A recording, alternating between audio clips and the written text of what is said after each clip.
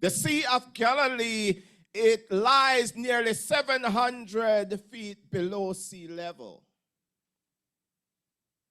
It is surrounded by mountains and highlands. As a result, it is predisposed to violent windstorm. You know why you face all those sudden storms in your life? It is because of how this world is situated. Because of the mountains that surrounds the Sea of Galilee, it make it prime for sudden windstorm to arise. Unannounced windstorm will just rose up on you when you're on the Sea of Galilee. You wonder why you go through this life and all of a sudden some things just happen unexpectedly. It is because of how this world is situated. We are aligned in a world that is full of trouble. This is why when you enter your room on a day when you come home from a hard day's work and you turn on your TV and you watch the evening news and you realize that there has been another school shooting. There has been another mass shooting.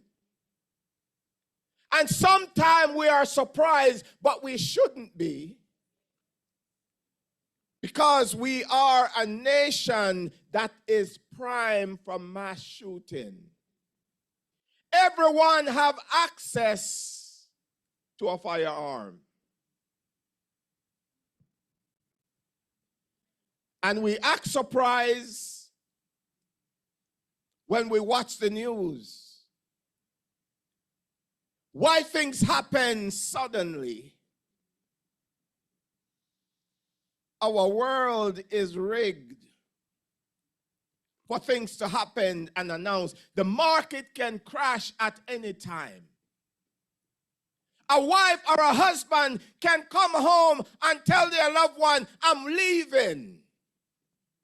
It is the society that we are living in. One moment you're a homeowner and the next moment you are homeless.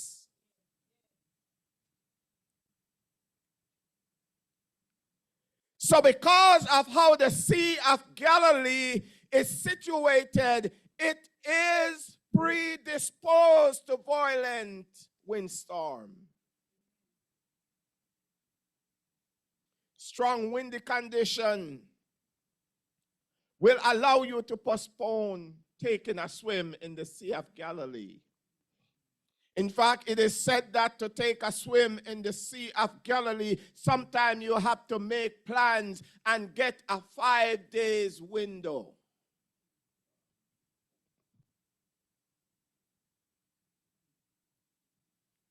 Let's go to the word real quick.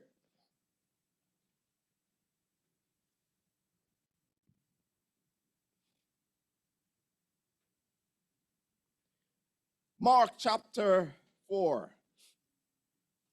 Verse 35, and the same day when evening had come, Yeshua said to his disciples, let us cross to the other side.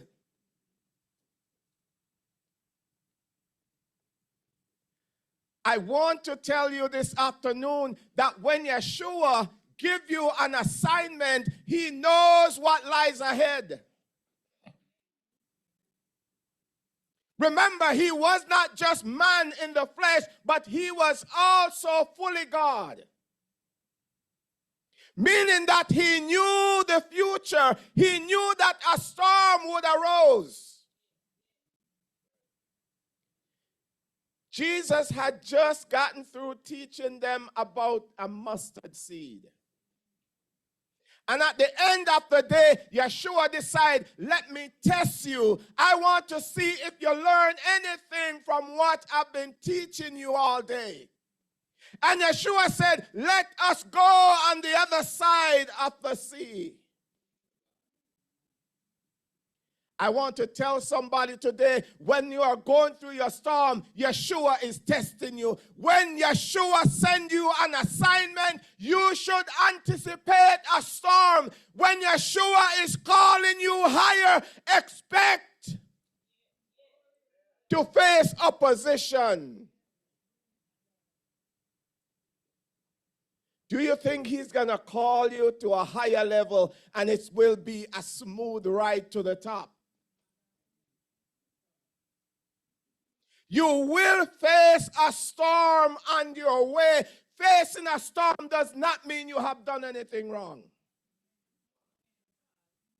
This is a lie that the devil dangles in our faces every time you face a storm. You must have done something wrong. But here is a storm that arose on the Sea of Galilee. These men had done nothing wrong.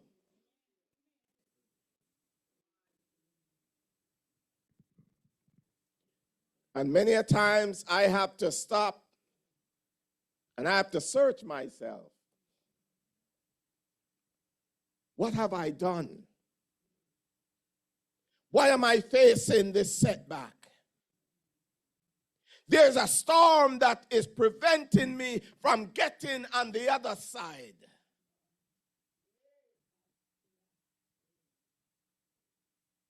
But Yeshua is testing you.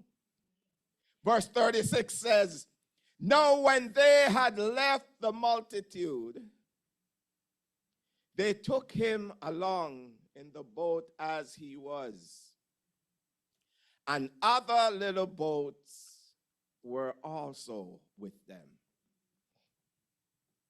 Can I teach these few verses on today?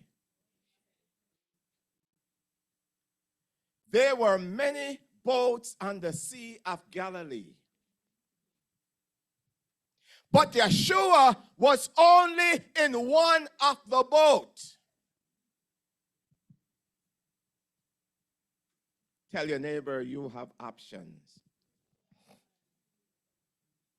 The Bible said there were other little boats on the sea. They were also following the Messiah. Can I tell you today, not every ship that is sailing have the Messiah in it. There are a lot of ships that is sailing and they are following him, but he is not in their boat. So I want you to examine and make sure the ship that you're sailing on, that he is in your ship. Can I be frank? There are a lot of churches. They are preaching Jesus, professing to know him, but he is not in their ship. Yeshua said when he returned, he will say to many who have professed to heal in his name, work miracles in his name, but he will say to them, I do not know you. There are some ships that are sailing, they are following him, but he is not in their ship. Many little boats were on the Sea of Galilee following Jesus, but Jesus was only in one boat. When the storm arose, I wonder who they cried to. You wonder why some people call your pastor for prayer. When storm arose on their sea, they have to call you for prayer. They don't have a Jesus on their boat to wake him up and to say, carest thou not that we perish. So Sister Sharon, all those other boats that were on the sea at the same time, in the same storm, who did they have to wake up? I want you to think about the story. Who was on their ship to wake up and said, carest thou not that we perish? You have to make sure that the ship that you're on, that Yeshua is on your ship, because you will experience some stormy seas. Peter was a hardcore fisherman, well acquainted with the Sea of Galilee. It was one of his favorite fishing spots. I believe Peter experienced storm before, but the men had never experienced such a storm. This storm was life-threatening. Peter spent night on the sea, fishing all night. He knew what it is to battle the sea. But this time, they said, "Carest thou not that we perish?" Even though he is on your ship, you will face some life-threatening situation. Do you think you're immune to storm because he's on your ship? You better think again and pay attention to the word. Yeshua was on the ship. And yet still a storm arose on the sea. The very ship that he was on was taking on water. The ship was filling up with water.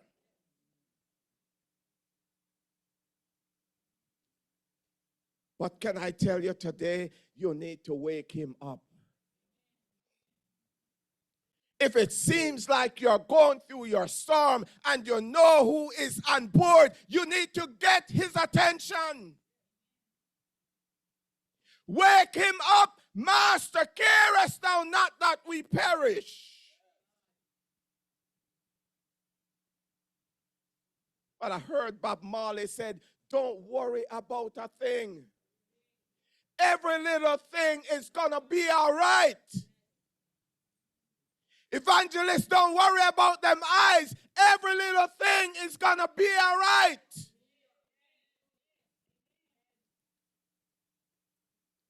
He wasn't singing about people who have it all together. He was singing that song about people in their struggles. And he's saying, don't worry about a thing. Everything is not all right today. But he said, every little thing is going to be all right. We have option, church. When the storm arose on the sea, only one boat had the man in it. So you and I will face the same high prices in the supermarket. You and I will face the same storm that the ungodly man is facing, but they don't have a Jesus to cry to. We have a Father in heaven. We have option. When they don't have another option, we have another option. Some trust in Donald Trump, but we trust in the maker of Donald Trump. So when Biden failed, when Trump failed, guess what? Our God is still alive and well. And he is your source. Some trust in chariot, some in horses, some in their wealth, but we will trust in the name of the Lord our God. Hallelujah. I will remember that name in the day of trouble. If I hit my foot against a stone, he promised that he will bear me up in his arms. The name of the Lord is a strong tower. Only the righteous can run in. You have option. The ungodly can't run behind you. You have option. So even in your struggles, rejoice because God is on your stormy seas. And if he's on your ship, all you need to do is wake him up. It is time to wake him up. Can't you imagine that Yeshua was intentional? Let us go on the other side, knowing that there will be a storm in a few minutes. And he went in the ship. He did not just fall asleep. You don't just fall asleep accidentally on a pillow. You're not with me. I can see if you accidentally fall asleep on a chair or on the couch, but the man was on a pillow. It was intentional to go to sleep.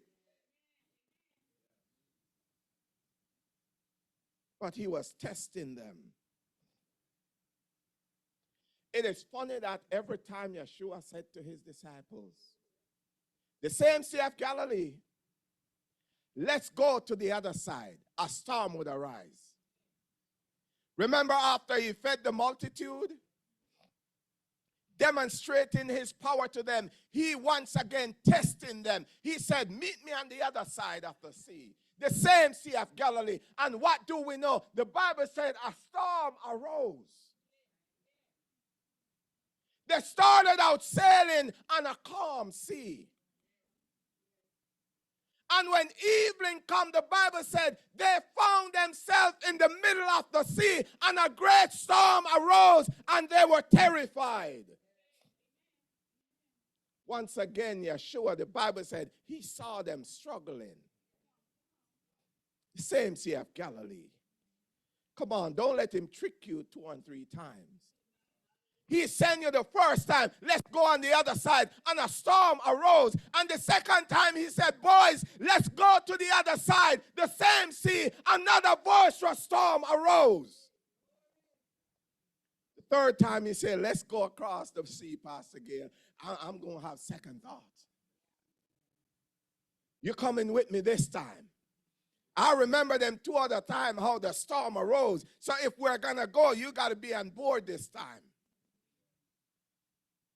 So it's amazing that every time he would send them, let's go to the other side, the same sea, a storm would arise. Don't you think the man have eyesight into what was about to happen? Nothing take him by surprise because he is God. The storm that you are experiencing today did not take him by surprise. And all you need to do is get his attention. Wake him up. He is available.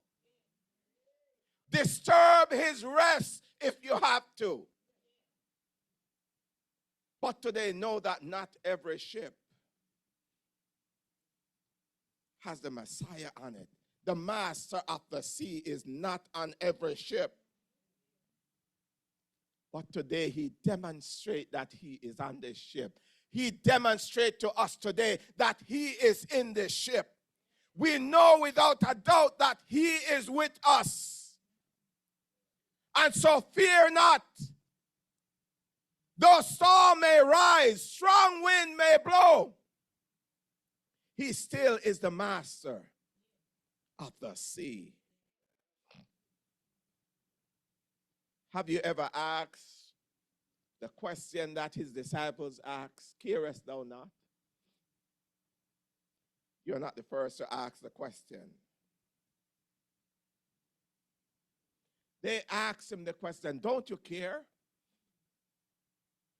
Don't you know God see your situation, my brother, sitting in a chair, and he still have the power to lift you out of that situation? If you are homeless today, you're asking, does God care about my homeless situation? If you are backed up behind your bills, you're saying, does God really care about my situation? Yes, he cares. They went to the man and said, teacher, don't you care? Can't you see that we are perishing? It's a life-threatening situation that we are facing. But I want to encourage you on today that he cares. He may be sleeping, but he's seeing. He may be asleep, but he's aware of the storm in your life. Today, don't run to me, but run to the master of the wind.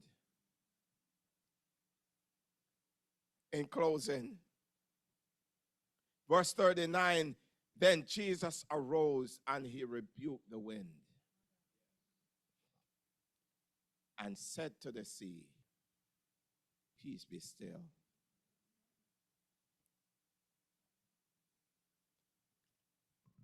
Yeshua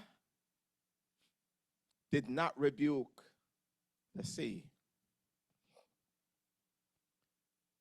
Pastor, we spend a lot of time praying over some things that we shouldn't be praying over. Think about a storm like this, evangelist, and you wake him up. If you call pastor in the middle of the night, you expect pastor to start praying. But Yeshua woke up and he did not pray a single prayer. You understand that there are some things we ought to rebuke out of our life. We are fasting and praying over some things that do not warrant fasting and prayer. It warrants a rebuke. There are some things we ought to speak directly to instead of praying and fasting. There was something about that wind that he rebuked it. He knew that wasn't an ordinary storm. And I believe that's why the disciples were so terrified, because they're used to the sea. But they had never experienced one that threatened their life. They said, we are about to perish. No, there's something wrong about the storm. You must have a discerning eye to know when things aren't plain. Jamaican would say, this not so. There is another force behind this wind. When all hell is breaking loose, Sister Sheila, you need to know that there is another force behind this. Come on, you work 9 to 5, day after day, and at the end you still can't see a way. Something is wrong, and you are not running to the store and spending your money. Something is wrong. And Yeshua got up and he rebuked the wind. But the sea, he speak to the sea. The sea obey the creator. He is the creator of the sea. So he speak to the sea. Now he could not rebuke the sea because the sea ain't going nowhere. So you rebuke some things and it's still standing there because that thing don't warrant a rebuke. He rebuked the wind and the wind was no more. If he had rebuked the sea, it means the sea would have to disappear. So you know some things that you rebuke is not going anywhere. There are some things you just need to speak to that thing. Now when Yeshua, Peter approached him, and Yeshua said to Peter, get behind me, Satan. Now some people believe that he called Peter a devil. But he recognized the devil that rose up in Peter. He was speaking, he was rebuking the devil that rose up in Peter. And he said, get behind me, Satan. Not the Peter that he said, you are a rock. And I will build my church upon this rock. We need to know some things that we ought to rebuke.